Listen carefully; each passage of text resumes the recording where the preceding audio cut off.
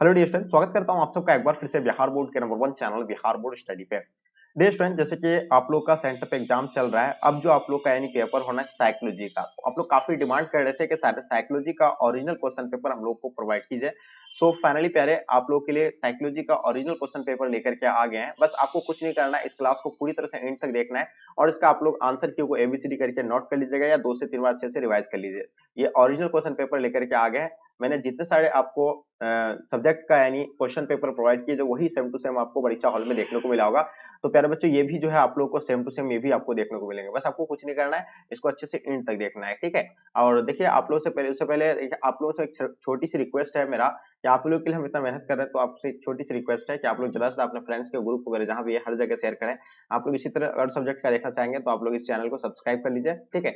चलिए तो डियर, हम लोग शुरू करते हैं। जो आपको क्या करना है, सिर्फ इसका आंसर की को आप लोग को नोट करके लेके चले जाना है, ठीक है। यही आपका हूबहू पेपर रहेंगे, ठीक है, कोई दिक्कत नहीं आपको। तो प्यारे बच्चों, इसमें आपको कितना 70 क्वेश्चन पूछे जाएंगे, जिसमें से आपको मतलब कितना यानी 35 ही क्वेश्चन का जो है आपको ओमआर शीट पर आपको यानी फिल करना होता है। ओके, तो चलिए डियर स्टूडेंट, पहला क्वेश्चन आपके स्क्रीन पे आपके समक्ष में आ गया है। देख रहे हैं पहला क्वेश्चन क्या कहलाता है कि बुद्धि के विषय पर शोध कार्य करने वाले पहले मनोवैज्ञानिक जो है कौन थे। तो हम लोग जानते हैं बुद्धि के विषय पर जो सबसे पहले शोध किया था वो जो है जो बीने थे। कौन थे? बीने। इसका आंसर आप लोग का बिल्कुल राइट आंसर हो जाएंगे, ठीक है। चलिए, तो इसका आंसर आपका क्या हो जाएगा? सी परफेक्ट आंसर हो जाएंगे। चलिए, दूसरा नंबर क्वेश्चन आपके स्क्रीन पे जैसे कि देख पा रहे हैं आप लोग, दूसरा नंबर क्वेश्चन कहलाता है कि बुद्धि लब्धता को कौन जो है सूत्र मापता है। देखिए, आईक्यू लेवल को जो है कैसे मापा जाता है आईक्यू को। तो आईक्यू मापने का सूत्र जो होता है प्यारे बच्चों, वो होता है मानसिक आयु बटे क्या वास्तविक आयु गुना 100। इससे जो हम लोग क्या यानी मानसिक आयु जो है ज्ञात कर सकते हैं, और इसका आंसर आप लोग का प्यारे बच्चों सी जो है परफेक्ट आंसर हो जाएंगे। ओके, देखिए हर एक बच्चों को शेयर करना है, क्योंकि मैं आपके डिमांड पे एक क्लास जो है लेकर के आए हैं, ठीक है। तो उम्मीद है कि आप लोग जरूर प्यारे बच्चों जरूर शेयर करेंगे। ओके, चलिए क्वेश्चन देखेंगे आपके स्क्रीन पे। क्वेश्चन नंबर तीसरा नंबर क्वेश्चन देखेंगे हम लोग, क्या कहलाता है कि क्या होता है गिलफोर्ड के बुद्धि त्रिवात्मक सिद्धांत में कितने यानी कारक सम्मिलित है। तो प्यारे बच्चों, इसके बारे में बताना। तीसरा नंबर क्वेश्चन आपके स्क्रीन पे है, तो बताइएगा इसका आंसर आप लोग का क्या हो जाएगा। तो हम लोग जानते हैं 180 हो जाएगा। इसका क्या हो जाएगा जी? 180 बिल्कुल आप लोग का आंसर प्यारे बच्चों राइट आंसर हो जाएंगे, ठीक है। जितने सारे बच्चे आप लोग 180 बता रहे हैं ना, बिल्कुल आप सभी बच्चों का आंसर राइट है, ठीक है। क्वेश्चन देखेंगे 4 नंबर क्वेश्चन आपके स्क्रीन पे। बुद्धि सीखने की योग्यता है, ये किसने कहा था? बताइए, बुद्धि सीखने की योग्यता है, ये किसके द्वारा कहा गया था? तो प्यारे बच्चों, ये चीज आप लोगों को पता होना चाहिए, जो है बंकिमगम के द्वारा यानी कहा गया था, और इसका आंसर आप लोग का ए राइट आंसर हो जाएंगे। निम्नलिखित में से कौन सा शाब्दिक बुद्धि परीक्षण है, बताइएगा।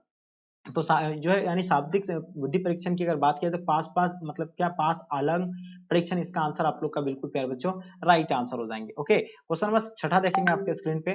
चलिए, तो देखिए छठा नंबर क्वेश्चन क्या कहलाता है, कौन सर्जनशील व्यक्ति है। तो जानते हैं हम लोग ना, सर्जनशील व्यक्ति के अंतर्गत यानी जिसको हम लोग यानी प्रतिभाशाली, जो बहुत यानी जो है मतलब उसका आईक्यू लेवल वगैरह हर चीज जो उसमें तेज होता है, तो उसको हम लोग सर्जनशील व्यक्ति कहते हैं। जैसे कि आपको पता है आइंस्टीन एक सर्जनशील व्यक्ति है, रविन्द्रनाथ टैगोर भी है, सीवी रमन भी है, लेकिन सबसे ज्यादा जो आपको पता है आइंस्टीन होगा। तो अगर आप लोग बी भी देंगे तो चलेगा इसका, लेकिन कहीं कहीं आपको तो इनके बारे में भी दिखता है। तो चलिए, आपको डी भी देंगे या बी कोई भी देंगे तो इसका आंसर आपका करेक्ट ही होगा। चलिए आगे देखिए आपके स्क्रीन पे 7 नंबर क्वेश्चन आपके स्क्रीन पे क्या कहलाता है कि ठीक है, बुद्धि लब्धता ज्ञात करने के लिए किसकी आवश्यकता होती है। मैंने आपको बताया था बुद्धि लब्धता ज्ञात करने के लिए सूत्र क्या होता है, मानसिक आयु बटे तिथि तिथि आयु यानी वास्तविक आयु गुना 100। तो ये दोनों की हमें जरूरत होती है, और इसका आंसर आप लोग का प्यारे बच्चों सी जो है मेरा राइट आंसर हो जाएंगे, ठीक है। चलिए आगे देखेंगे क्वेश्चन नंबर 8 आपके स्क्रीन पे। भारत में बुद्धि को मापने का वैज्ञानिक प्रयास यानी किसने किया था। सबसे पहले तो आपको बीने ने बताया सबसे पहले किया था, लेकिन भारत में जो है किसने किया था, ये बताइएगा। 8 नंबर क्वेश्चन का आंसर आप लोग का जो होगा प्यारे बच्चों, वो जीपी दास के द्वारा किया गया था, और इसका आंसर आप लोग का बिल्कुल परफेक्ट आंसर हो जाएंगे, ठीक है।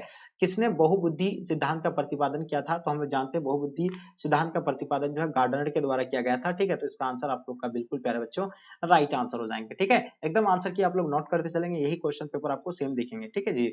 चलो, मनोमेटिक परीक्षण का अन्य नाम क्या है। देखिए, मनोमेटिक परीक्षण का अन्य नाम आपको बताना है, इसका दूसरा नाम क्या है। तो मैंने आपको बताया इसके बारे में, तो बिल्कुल आपको पता है इसमें जो होगा क्या हो जाएगा, आत्म प्रतिवेदन आविष्कारिक का होगा, उसके बाद पेपर पंथी परीक्षण होगा। तो ये बिल्कुल सभी हो जाएगा, यानी डी हो जाएंगे इसका, ठीक है। चलिए क्वेश्चन देखेंगे आपके स्क्रीन पे। निम्नलिखित में से कौन युग में देखिए, ये क्वेश्चन में थोड़ा कंफ्यूज लग रहा है कि प्रश्न वाली होगा या होगा, कमेंट करके आप लोग थोड़ा सा बताइएगा। क्वेश्चन नंबर 11 देखेंगे। निम्नलिखित में से कौन जो है युंग के व्यक्ति प्रकार के अंतर्गत शामिल नहीं है। तो ये जो कौन सा नहीं होगा, तो हम लोग जानते हैं युंग के जो है 2 प्रकार है, वो कौन कौन सा, अंतर्मुखी और क्या हो जाएगा बहुमुखी, और एक होता है क्या उभयमुखी भी है, लेकिन ये अंड क्या हो जाएगा, एंडोमॉर्फी यानी बिल्कुल नहीं है, और इसका आंसर आप लोग का बिल्कुल भी राइट आंसर हो जाएंगे। चलिए क्वेश्चन नंबर आपके स्क्रीन पे 12 नंबर क्वेश्चन, टाइप सी व्यक्ति का प्रतिपादन किसने दिया था? देखिए type A, type B, type C. तो टाइप सी का जो दिया था फ्रेडमैन ने दिया था, और ये बिल्कुल इसका आंसर आपका सी राइट आंसर हो जाएंगे।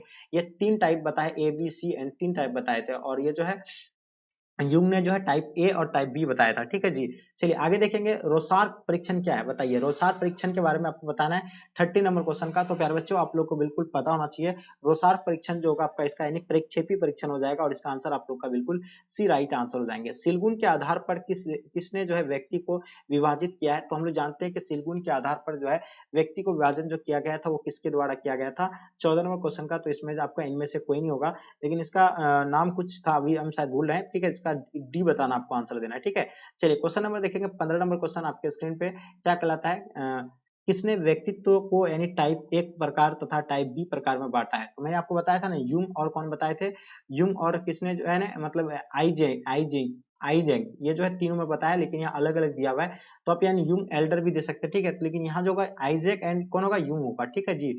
चलिए, व्यक्ति का कारक विश्लेषण सिद्धांत का प्रतिपादन कौन है? देखिए व्यक्ति का कारक विश्लेषण सिद्धांत का प्रतिपादक जो है ये कौन है, 16 का, तो वो कास्टक और कौन है, मैक्रेक है। तो यहाँ ऑप्शन में आपका दिया हुआ नहीं है, इसलिए इसका आंसर आप लोग का बिल्कुल डी राइट आंसर हो जाएंगे। व्यक्ति के नैतिक शाखा मानी गई है, तो हम लोग जानते हैं व्यक्ति के नैतिक शाखा जो माना गया है, तो पराहम जो है बिल्कुल इसका आंसर आपका प्यारे बच्चों राइट आंसर हो जाएंगे सी। ठीक है जी।